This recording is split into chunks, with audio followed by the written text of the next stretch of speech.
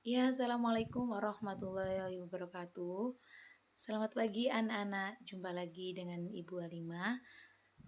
Nah, untuk pertemuan pada pagi hari ini kita akan membahas tentang teks iklan, slogan, dan juga poster. Untuk pertemuan kemarin kita sudah membahas ya dengan tuntas mengenai teks berita dan juga tugasnya. Dan untuk anak-anak yang belum mengumpulkan tugas, masih Ibu tunggu. Karena pada tanggal 2 Agustus tugasnya dikumpulkan ke Ibu ya. Tuh. Jadi untuk yang belum presensi juga silakan masih bisa absensi ya di Google Classroom yang sudah Ibu sediakan.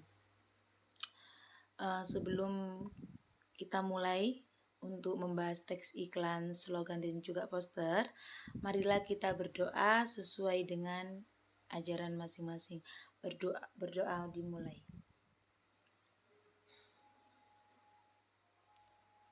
Terima kasih. Untuk teks iklan ini ada 4 KD ya. Yang pertama kita nanti akan membahas tentang identifikasi informasi teks iklan, slogan atau poster dari berbagai sumber yang dibaca atau didengar. Yang kemudian yang kedua ada KD 4.3 menyimpulkan isi iklan, slogan atau poster dari berbagai sumber yang dibaca dan didengar. Kemudian untuk KD 3.4 menelaah pola penyajian dan kebahasaan teks iklan, slogan atau poster dari berbagai sumber baik yang dibaca dan didengar. Dan untuk KD yang terakhir nanti kita bahas adalah KD 4.4 menyajikan gagasan, pesan dan ajakan dalam bentuk iklan, slogan atau poster secara lisan dan tulis. Selanjutnya langsung saja ya, ini pengertian dan fungsi iklan, slogan, dan poster. Teks iklan sendiri, pengertiannya itu adalah seperti berita pesan untuk mendorong, membujuk khalayak ramai agar tertarik, baik itu bisa dalam hal membeli, atau hanya saja mengenali, atau juga bisa mengonsumsi atau menggunakan pada produk atau jasa yang ditawarkan. Biasanya iklan itu juga bisa dipasang dalam media massa atau di tempat umum yang sering dijumpai masyarakat. Pasti anak-anak setiap hari insya Allah akan berjumpa dengan iklan ya. Kalian kalau melihat di televisi itu juga banyak sekali ada iklan apa ya kayak sampo atau sabun atau apa kan biasanya ada artis-artis yang mempromosikan begitu kan. Nah, di situ juga bisa sering dijumpai juga di misalkan di posko atau di pasar yang sering dijumpai oleh masyarakat itu juga terkadang ada informasi yang ditempelkan gitu ya sama seseorang yang bertujuan untuk ingin apa itu kayak mempromosikan dagangannya seperti itu. Nah, tujuan teks sendiri, teks iklan itu seperti apa? Nah, tujuannya itu memperkenalkan suatu produk, baik berupa barang maupun jasa kepada masyarakat untuk menarik perhatian masyarakat. Itu ya. Nanti masalah contohnya akan diberikan Ibu di slide terakhir. Nah, selanjutnya yang kedua yaitu pengertian slogan. Slogan adalah perkataan atau kalimat pendek yang dipakai sebagai dasar tuntunan atau prinsip utama dari suatu usaha, kemudian atau organisasi dan sebagainya. Nah, slogan ini bertujuan apa sih, Bu? Nah, slogan ini anak-anak ya untuk memberitahukan sesuatu atau menjelaskan tujuan suatu ideologi, golongan atau organisasi atau ada sebuah partai politik dan lain sebagainya. Itu contohnya langsung paham ke contohnya aja ya. Dan yang ketiga itu pengertian poster. Poster itu apa? Poster adalah plakat atau berupa suatu ide, berupa gambar gitu ya. Nah, hal baru atau hal penting sebagai pemberitahuan kepada khalayak yang dipajang di tempat-tempat umum. Nah, poster itu seperti apa sih, Bu? Lah, poster sendiri itu kayak karya seni grafis yang dibuat dengan perpaduan antara huruf dan angka. Nah, informasi dalam poster juga bersifat mengajak masyarakat gitu. Langsung unsur-unsur teks iklan. Nah, di sini unsur-unsur teks iklan ada 5 ya. Yang pertama adalah attention. Attention itu nama lainnya itu perhatian. Nah, kenapa sih kok teks iklan harus ada ini Bu, harus ada attention? Karena iklan yang baik harus dapat menarik perhatian masyarakat luas. Jika iklan itu tidak dapat menarik perhatian masyarakat luas, maka bisa dikatakan iklan itu tidak layak untuk dipublikasikan. Seperti itu. Untuk yang kedua yaitu interest atau minat. Jadi maksudnya itu informasi produk yang harus menarik minat sehingga timbul rasa ingin tahu secara rinci dalam diri konsumen. Tentang apa sih? Produk apa sih yang dijual itu? Gunanya untuk apa? Lah, kalau yang di dalam teks iklan itu sudah jelas, ini misalkan buah lima ini jualan apa ya, kayak apa ya, misalkan kayak produk kesehatan gitu ya, produk A gitu. Nah, sila di teks iklannya ibu jelaskan untuk fungsinya membeli apa itu produk A ini begini begini begini, efeknya begini begini begini seperti itu. Nanti kalau di situ tertulis rinci, maka konsumen akan tertarik. Kalau di dalam teks iklan tersebut tidak rinci, maka konsumen pun ini tentang apa sih? Kayak nggak mau tahu begitu loh. Apa sih gak penting? Nah kayak gitu. Tapi kalau rinci itu kan pasti apa ya? Orang itu kayak tertarik gitu loh. Penasaran tentang apa sih yang dijual itu buah lima itu? Nah, misalkan kayak gitu. Untuk unsur yang ketiga yaitu desire atau keinginan. Yang dimaksudkan adalah suatu cara untuk menggerakkan keinginan suatu konsumen. Oh, bagaimana teks iklan yang kita buat itu dapat menggerakkan hati yang awalnya konsumen tidak beli, itu jadi beli. Nah, ada kata-kata yang harus kita perhatikan di situ. Jadi enggak, misalkan beli jamu gitu ya, silakan beli jamu untuk kesehatan. Ya enggak, itu kan kayak biasa gitu loh. Kalau kita poles dengan diksi yang indah, mungkin konsumen yang awalnya tidak hatinya tidak bergerak untuk beli, dia ikut tertarik. Ya, itu untuk tugas yang membuat teks iklan. Untuk unsur teks iklan yang keempat harus apa? Conviction. Nama lainnya itu rasa percaya. Jadi iklan harus ditunjang dengan berbagai kegiatan, misalnya peragaan, pembuktian, atau kata-kata untuk mendapatkan rasa percaya. Nah, misalkan buah lima jualan produk A, tapi produk yang ibu jual itu kayak nggak membuat masyarakat percaya bahwa produk ini aman. Nah itu nanti kan menurunkan apa ya, konsumen mau beli itu juga ya awang-awangan lah, istilahnya dalam bahasa Jawa itu awang-awangan. Untuk mau beli nanti takut ada efek sampingnya yang ini dan lain sebagainya, begitu kan ya. Jadi kalau membuat teks iklan harus benar-benar diperhatikan per kata. Mana sih kata yang cocok buat menarik konsumen, seperti itu. Dan untuk unsur yang terakhir yaitu action. Action nama lainnya adalah tindakan. Nah, tujuan akhir dari produsen untuk menarik konsumen agar membeli atau menggunakan produk dan jasanya. Seperti itu. Unsur kelima ini harus ada di teks iklan. Kalau salah satunya hilang, maka dia tidak bisa dikatakan sebagai teks iklan yang baik. Malah nanti apa ya, kayak percuma gitu loh mencetak banyak-banyak teks iklan tapi di dalam isinya itu membuat pembaca untuk mengabaikan. Itu kan ya percuma banget ya, apalagi sudah apa itu kayak banyak tenaga yang sudah dikeluarkan, kemudian belum ngeprintnya juga kan membutuhkan biaya, seperti itu kan ya. Selanjutnya yaitu unsur-unsur teks slogan. Ini singkat, padat, dan jelas ya. Ada 4. Jadi yang pertama singkat, unsur teks slogan itu harus singkat, nggak usah bertele-tele gitu. Takutnya pembaca itu malah bingung dengan apa yang dimaksud itu kan, kayak apa sih gitu loh. Jadinya nanti bisa masuk ke teks berita kalau bertele-tele. Tapi kalau slogan ya harus singkat, harus padat, harus jelas dan juga penting. Kalau kata-katanya nggak penting ya nggak, lebih baik nggak usah gitu, nggak usah dijadikan sebuah teks slogan. Ya kalau mau panjang gitu ya bisa dijadikan di teks berita atau teks teks deskripsi begitu ya. Untuk selanjutnya yaitu unsur-unsur poster.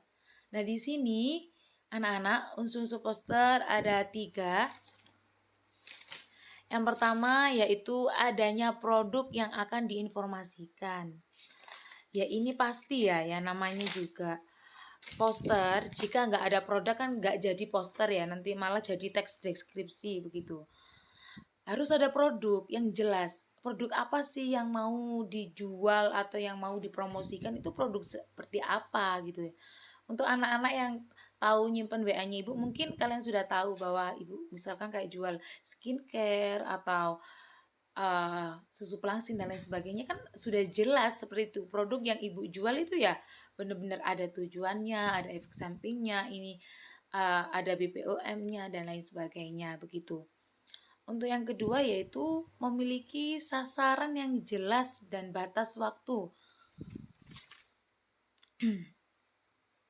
Jadi uh, poster ini harus kayak tahu gitu loh, sasarannya ini untuk siapa sih.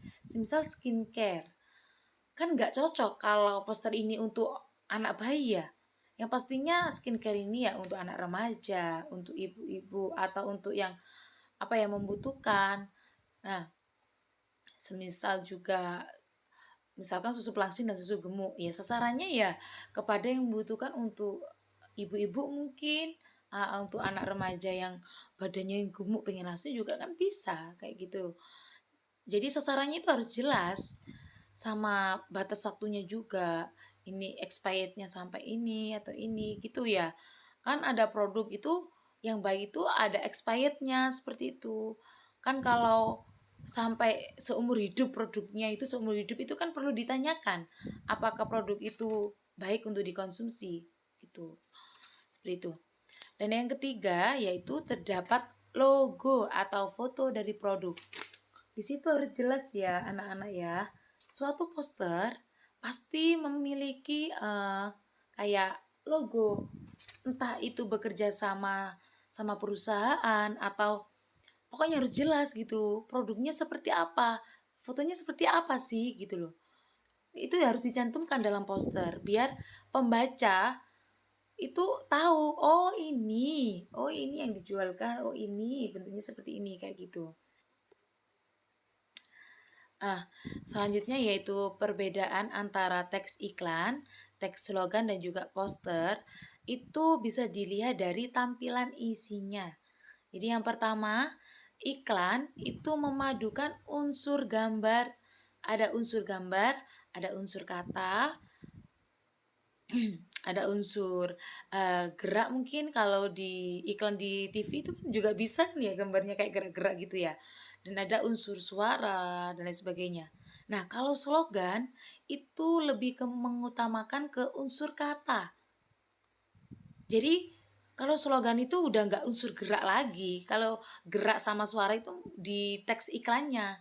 Nah dilihat dari situ kita pasti tahu lah itu perbedaannya. Oh itu teks iklan, oh itu teks slogan, seperti itu. Nah kalau poster itu apa bu? Kalau poster lebih mengutamakan kekuatan gambar dan kata-kata. Kalau poster dan slogan biasanya sih bisa dipasang di tempat-tempat umum atau yang strategis yang biasanya dikunjungi oleh masyarakat begitu ya. Bisa di misalkan kayak pasar juga bisa, di rumah sakit itu juga kan pasti ada toh kayak poster sama slogan kayak gitu. Dan di samping-samping jalan itu, khususnya di lampu merah itu juga kadang kan ada kayak poster apa ya besar gitu ya tuh. Nah, ini lebih supaya kalian lebih jelasnya lagi, ini Ibu kasih contoh teks iklan, slogan dan juga poster. Ini.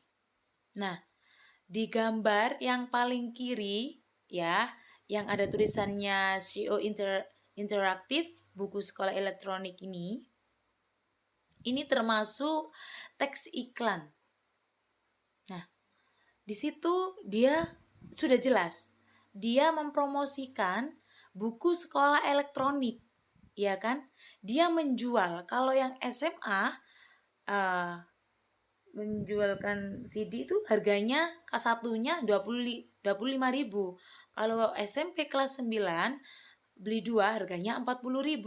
Di situ juga sudah dijelaskan fitur CD interaktifnya. Jadi kayak kekurangannya, kelebihannya seperti apa, itu udah dicantumkan di situ. Jadi jelas. Nanti konsumen atau pembaca yang tahu tentang teks iklan ini pasti kalau dia membutuhkan ya apa ya tinggal menghubungi, itu kan ada kayak nomor penghubung gitu kan, bisa beli di mana sih teleponnya ini dan lain sebagainya kayak gitu, atau di email atau di Facebooknya dia atau di IG-nya dia gitu. Kayak jelasnya kayak gini gitu loh, anak-anak kayak lengkap gitu loh, udah jelas ada harganya juga kan.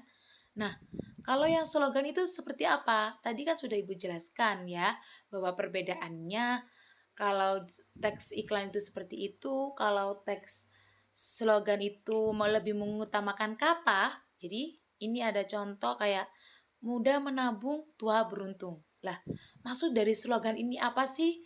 Nah, kita harus belajar sejak kecil. Kita harus eh, belajar untuk latihan menabung. Karena apa? Kayak ada pepatah itu sedikit demi sedikit lama-lama jadi bukit. Lah kalau kita menabungnya meskipun hanya sehari itu hanya 1.000, tapi kalau kita apa ya kayak rutin atau kitanya istiqomah untuk menabung, insya Allah di akhir tahun ya kita akan dapat hasilnya. Oh, nggak terasa ya ternyata selama nabung itu 5 tahun misal, saya bisa buat beli laptop atau apa gitu yang kalian ingin beli itu juga kan ya apa ya kayak bangga gitu loh. Lah ini maksud slogan ini seperti itu anak-anak, jadi lebih mengutamakan kata daripada gerak atau apa ya, nggak apa itu namanya, nggak mempromosikan jual ini harganya segini, nggak seperti itu. Kalau itu di teks iklan, kalau di slogan ya beda lagi, hanya kata yang apa ya ketika pembaca membaca itu ya sadar, oh iya dari kata mudah menabung tua beruntung itu maksudnya seperti itu, kayak gitu, ada makna yang tersirat begitu yang disampaikan oleh yang membuat slogan. Lanjut ya, ini ada yang ketiga yaitu contoh poster. Nah ini ada poster waktu itu Ibu sedang mengajar di SMPN itu loh, satu Cermi itu loh. Nah ini ada contoh poster PSBB, ada perlombaan Semarak Bulan Bahasa. Nah, di dalam poster tadi Ibu sudah jelaskan ya, di situ harus ada logo, harus ada yang jelas. Ini poster ini siapa yang membuat gitu. Dia bekerja sama dengan siapa saja. Nah, di situ sudah jelas ya, bekerja sama dengan UNESA, pihak UNESA, bekerja sama dengan pihak OSIS, dan juga khususnya bekerja sama dengan sekolah itu SMPN 1 Cermi itu.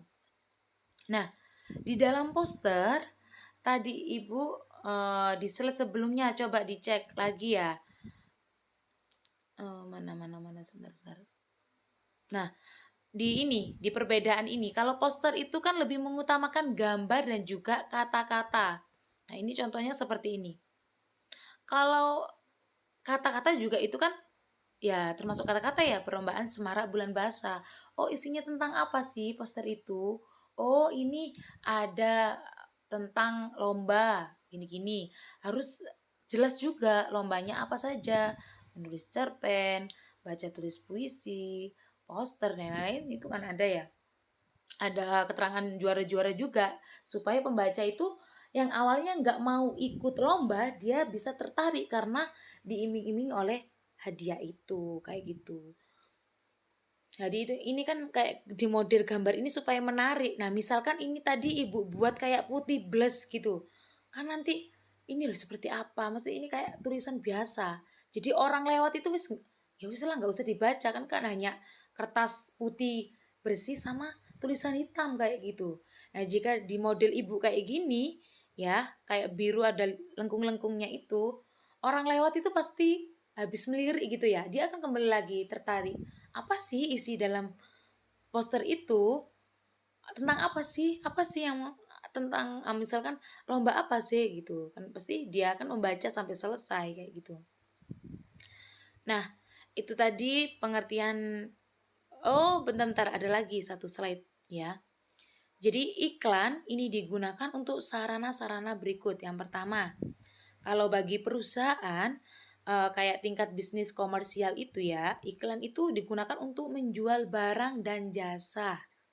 Yang kedua, kalau bagi dunia perkantoran, iklan itu digunakan untuk menjual sama barang dan jasa juga. Kalau yang bagi pemerintah, biasanya iklan digunakan untuk menyebarkan informasi dan memberikan layanan kepada masyarakat. Yang keempat, bagi perorangan, iklan juga digunakan untuk membeli dan menjual barang-barang pribadi seperti itu. Kalau untuk individu itu biasanya juga ya bergantung orangnya sih. Untuk mau menjual barang, dia mau jual apa itu juga silakan terserah. Mungkin dengan sekreatif si penjual tadi ya untuk membuat kata-kata supaya barang dagangannya lancar atau laku ya, bisa masuk ke golongan bagi perorangan juga begitu.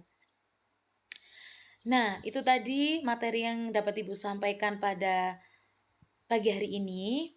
Jika anak-anak masih belum jelas, silakan bisa PC Ibu. Bisa tanyakan langsung di kolom komentar Google Classroom ini juga bisa. Bisa kalau malu gitu juga bisa langsung WA Ibu ya. Pasti Ibu jelaskan lagi atau Ibu terangkan di grup. Kalau malu bertanya di grup juga, pokoknya kalian paham saja Ibu sudah senang kayak gitu.